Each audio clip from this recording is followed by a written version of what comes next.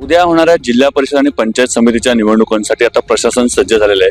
आपण आता आहोत रत्नागिरी ग्रामीण भागातील नाचणे या शाळा क्रमांक 1 मध्ये आपण आता आहोत. या ठिकाणी प्रशासनाने पूर्णपणे तयारी केलेली आपण बघत आहोत. या ठिकाणी मंडप देखील घालण्यात आले आहे. तसेच पोलीस प्रशासन सज्ज असेल, निवडणूक अधिकारी देखील या ठिकाणी पाहणी करण्यात आलेले आहेत. तसेच या ठिकाणी पूर्ण प्रशासनाची उद्याच्या होणाऱ्या मतदानासाठी सर्व तयारी झाले आहे. आपल्यासोबत रत्नागिरीचे जिल्हाधिकारी मनोज जिंदल सर आपल्यासोबत आहेत. सर, उद्याची मतदानाची कशी तयारी झालेली आहे आणि काय नियोजन करण्यात आलेले आहे?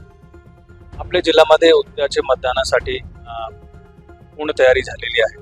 त्याच्यासाठी आपण सगळे पोलिंग स्टेशन्स, आपल्याकडे जवळपास 1700 पोलिंग स्टेशन्स आहेत जिल्ह्यामध्ये, आणि त्या सगळे पोलिंग स्टेशन्समध्ये आम्ही आपले जे बॅलेट मशीन्स, बॅलेट युनिट्स आणि पोल युनिट्स म्हणजे EVM असतात ते डिस्पॅच करण्यात आलेले आहे. सर्व पोलिंग स्टेशन्सचे जे अधिकारी असतात ते आता उद्याची मतदानासाठी तयारी पण करतोय. आज जसे जिल्हा परिषद नाचणे शाळा मी व्हिजिट दिली, तो याच्यामध्ये मला सगळे पोलिंग स्टेशनचे अधिकारी सर्व वेगवेगळे जे तयारी असतो ते करताना दिसतो.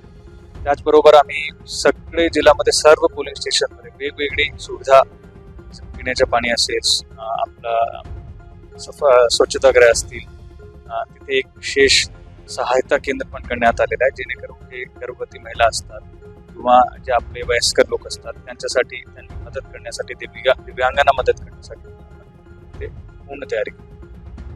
प्रशासनाची पूर्ण तयारी झालेली आहे. आपण आपल्या मनोज जिंदल सरांकडून आपण ऐकलं आहे. त्यामुळे उद्या होणाऱ्या मतदानासाठी पूर्णपणे प्रशासनाने सांगितलं आहे की जास्तीत जास्त ग्रामीण भागातील लोकांनी बाहेर पडा आणि मतदानाचा आपला हक्क बजवा. Tanmay Date, LS Marathi news, Ratnagiri.